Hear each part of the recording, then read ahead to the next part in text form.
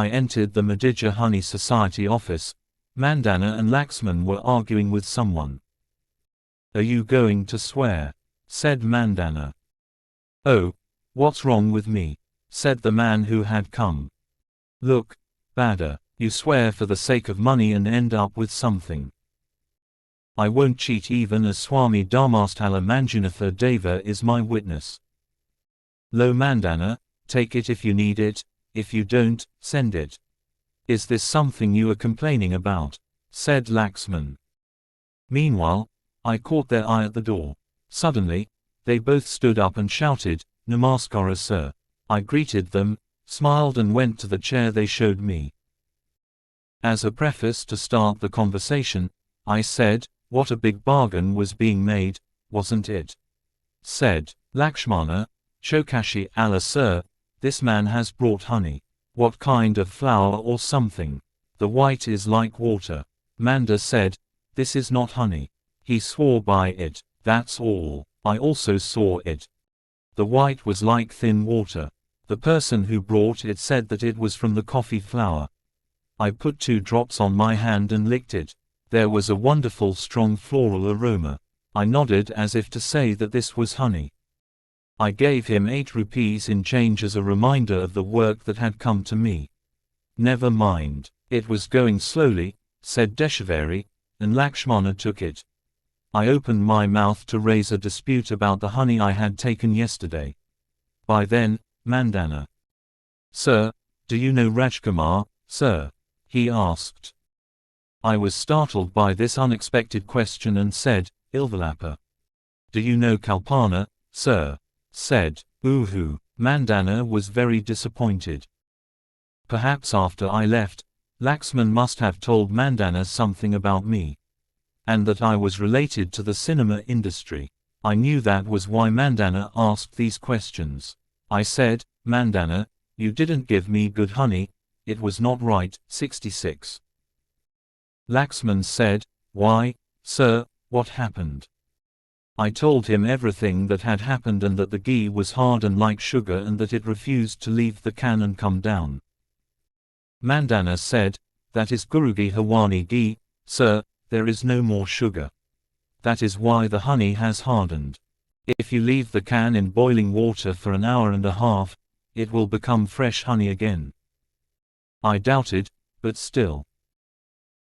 "If you want honey, take this coffee with honey and return it, but make sure it doesn't turn sour in a month," he said, shaking his head like a salon radio announcer.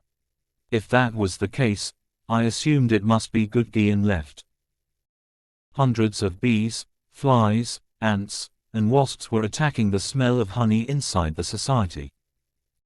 After that, Mandana, Lakshmana, and the honey bee scam disappeared into the endless work of planting the fields and spraying the coffee plants.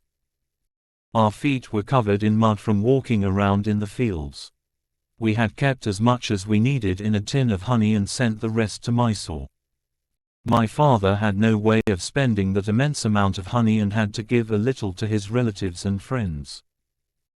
I didn't know much about honey or bees at that time. At school, I just assumed that it was man's first enemy, an insect that tries to bite and kill humans like a snake. Once, a bee stung our father and caused him severe swelling all over his face, and finally he had to get medicine from a doctor. So I thought it would be good to banish this evil insect from the earth, and even if I had to give up the taste of honey forever for this, it would not matter. In Mysore, bees would occasionally enter the house and, unable to find a way out, would buzz around the glass window and try to fly out, making a commotion. We would always chase it away like a monster and kill it with brooms, towels, etc. But to produce tons and drums of ghee like this, how many? I thought that millions of bees must live in the forests near my house. I had seen honey on flowers in the garden many times. However, I had never seen them build a nest and make ghee. I guessed that perhaps their nests could only be seen by experts. Once, while coming home from the field, I heard the sound of bees flying behind a bush, Gurgai. I assumed that a beehive had been built, and took a sneaky look at the bushes. My face was saddened. Then I laughed at my own stupidity. It was as if a human and a monkey had just made a toilet. The blue bees were shining like bright beads and were swarming around it. After this embarrassment, I gave up the habit of looking for beehives.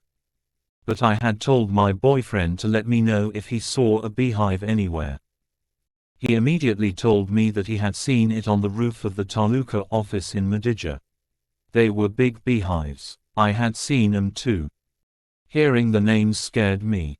Now the newspapers were reporting other deaths caused by bees. I was angry at my boyfriend's words. What's wrong with you? If you see a small bee nesting in a tree trunk, tell me, what's the big deal? I said loudly. My suspicion that Pyar was the first-rate idiot in our taluk was further strengthened by his words.